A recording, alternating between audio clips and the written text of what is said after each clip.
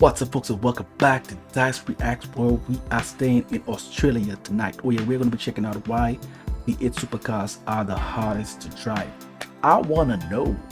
Parallel side checks one out.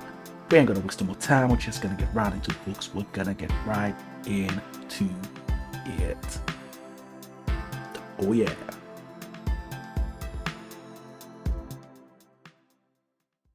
V8 Supercars, the most Aussie thing after a literal kangaroo. The race cars with tons of power, minimal downforce, skinny tyres and 650 horsepower V8 engines. They are quite a handful. And whilst being the literal opposite to Formula 1, they have some of the best racing in the world. However, they're also some of the most difficult race cars to drive. So, let me explain. But hang on, you might be thinking they can't be harder than F1 cars to drive. F1 cars have way more power and grip and way more load going through the driver, and not to mention the highest viewing figures about. So why would V8 touring cars be more difficult to drive? Well, it comes down to the fundamental format of the V8 Supercar series. So let me explain. Supercars, sometimes called V8 Supercars or Aussie Supercars, is a touring car series that travel to some of the best circuits in Australia. Places like the Mount Panorama circuit at Bathurst and the streets of Adelaide. Huge, powerful cars, low grip circuits, drivers making ridiculous overtakes and smashing the cars over curbs. That's what V8 Supercars are all about. The cars have always been based on big saloons, like the Ford Falcon and the Holden Commodore. And although they look like road cars, they are purpose-built touring cars. And just looking at them, you might be starting to piece together why they are such a handful. They have loads of power and pretty skinny slick tyres. Then add in the fact that they have almost no downforce. But to understand why this makes cars a handful, we need to think about direction and torque. Under acceleration, if the friction isn't enough to equal the torque, then you get wheel spin. The roots of the V8 supercar come from the 90s, where Ford and Holden began making touring cars to race in the Australian Touring Car Championship, along with loads of other cars in other classes. But this class, I ain't gonna lie, it look like some old Ridge Racer cars, man. You know, the ones you don't want to drive in the first Ridge Racer for PS1? That's what I'm talking about. The 90s cars I'm seeing there. Some cars that you don't want to drive at all. They're just busted. A group of cars, the V8s, would be the fastest. They raced alongside Skyline GTRs, BMW M3s, and even Ford Sierra Cosworths. But if you know anything about Aussie supercars, you will know there has mostly only been two cars competing against each other. So the Aussies went off alone and formed the greatest touring car rivalry, Ford versus Holden. Later, the V8 supercar series was formed with only the Falcon and the Commodore, along with a rulebook to keep them as similar in performance as possible. And the racing was amazing, forming the culture of hardcore fans that follow the sport. The formula has changed somewhat over the years, but has been essentially this. Big V8 saloon cars producing more than 600 horsepower and sounding amazing.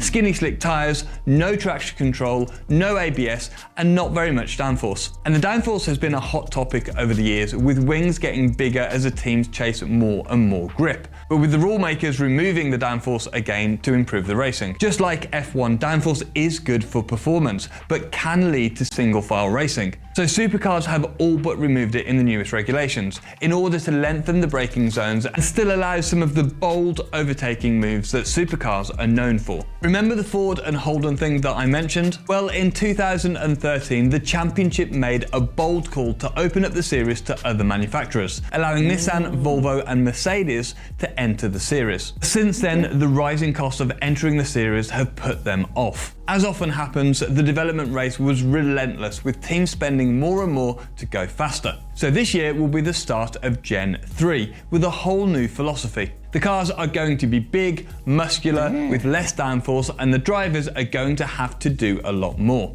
So this year's supercars are semi-spec, meaning that there are a load of parts that are shared, and the chassis are actually the same between the Chevy and the Ford, meaning they can make them as even as possible. Even the drivetrain and gearboxes are all the same to keep the costs low. So you might be thinking, hang on, Chevy, not Holden? Well, General Motors stopped selling the Holden, so changed their efforts to the Camaro. But really, the fan base are the same. Or you guys will let me know. And a similar thing happened in the Ford camp a little before. Ford stopped selling the Falcon and moved their efforts to the Mustang. But with everything being as even as possible to keep the racing close, teams brought something up. They wanted the Mustang to sound like a Mustang and to have the same engine. But so did the Camaro. However, although they're both V8 engines, they really are very different. Ford run a 5.4 litre quad cam engine, whereas the Camaro runs a slightly more old school pushrod motor. Looking here, you can see that I'm not so familiar with those kind of engines.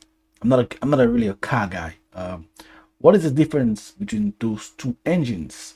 He said there's not much of a difference or slight difference, but I couldn't grasp the concept because I don't really know about those aspects. What exactly is a normal one versus those two? You know what I mean? So I just want to get a better understanding of that. Do actually look very different. So the Ford is an overhead cam, meaning the cams are directly pushing the valves. The Chevy has cams that are lower in the engine and uses push rods to move the valves. But the Supercar series have done something remarkable. They said, that's fine, but send every engine to us. They've essentially tuned all of the engines to perform the same on the dyno. The same torque, the same power, and even the same power curve. Meaning the manufacturers are running road-relevant cars, but the racing is still very close. And I think that's very clever. And anything that's good for racing is good in my opinion. And they even do the same with the body of the car. Obviously the road Camaro and the Mustang are shaped differently, and one shape may have an advantage over another, in terms of drag, downforce, or maybe both. So the Supercar series actually run testing with the cars to match them within a few kilograms of downforce and drag to each other. Right, so we get the technicalities of the cars, but why are they so difficult to drive? Firstly, we've already mentioned the power. 650 horsepower is a lot for a race car, That's a lot, but especially so for one with such narrow tyres. Rear tyres are 300mm wide, and for context, GT3 cars have less power and run 325mm tyres. F1 tyres are 405mm wide, so a lot wider. So the drivers really have to creep on the throttle to avoid lighting up the rears and cooking the tyres. Apparently, it's pretty normal to still not be at full throttle in third gear from a hairpin, and the tyres become an issue under braking as well. The cars have no ABS, which in itself is unusual in GT cars, but of course, not a problem. There's no way I would have a chance to drive this car, those kind of cars. I mean, when you look at it from just the photos or the videos, you don't really understand, or you don't really see the big difference. But he breaking it down like this and he actually putting the images, you actually see the difference. You gotta know what you're doing, because you're gonna be in plenty of trouble if you don't. And even if you do, it's just dangerous regardless. Damn. So I'm getting why they want to do some change-ups to get a better racing aspect. The problem is that the cars are pretty fast in a straight line and also weigh a lot. So getting them stopped really separates the good from the great drivers. And I spoke to my mate Lucas about this. He was a factory driver for Nissan and tested in these cars. And these cars, as you know, they have very narrow tires, very low grip on the tires, no traction control, no ABS and sequential gearbox, and no downforce at all. What I found in that test is that the most important and the time comes in the very end of the braking zone. You have to be very gentle, very smooth on the last part of the braking, and that makes a huge difference on the car entering the corner or not, or making understeer or.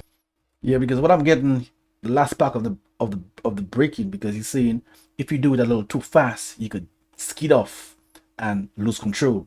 That's what I'm getting from what he's saying there.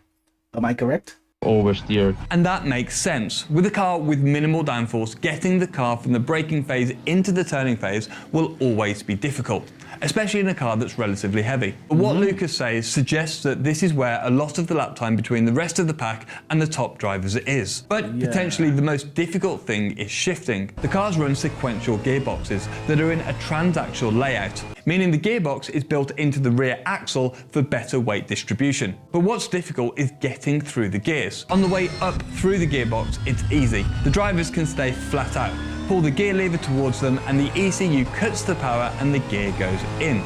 what's called a flat shift. But on the way down the gears, the drivers are heel and toeing. We do this in manual cars where you're braking with your right foot, you're clutching with your left, but as you slot the gear in, you blip the throttle with your braking foot, meaning you match the engine speed with the wheel speed and avoid locking the driven wheels. It's a challenge in any car, but of course you do get used to it. However, with the braking being so difficult in these cars, this downshift technique must make things a little bit harder. Then take all of that and put 24 cars on the super narrow streets of Adelaide, all surface paradise with massive curbs and tight corners. The drivers send some proper dive bombs and really get their elbows out. That's why supercars are difficult to drive, but super underrated as a racing series. You should watch this video where Lucas and I explain driving the super weird Delta Wing. Watch more supercars. On the surface, it doesn't look like it's a dangerous race in terms of just how you see it.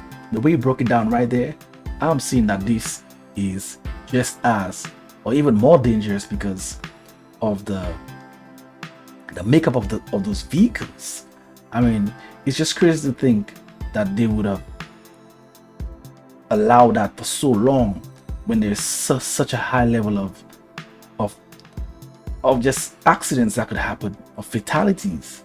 I mean, it's just crazy. And I would assume, like I said, during the braking aspect of it, this is where the best drivers are going to flourish during those aspects to gain and maintain a lead. I want to learn more about cars. I'm not too good, but I want to learn something more about cars. So I might have to look for something that actually talks about the mechanics of those racing cars.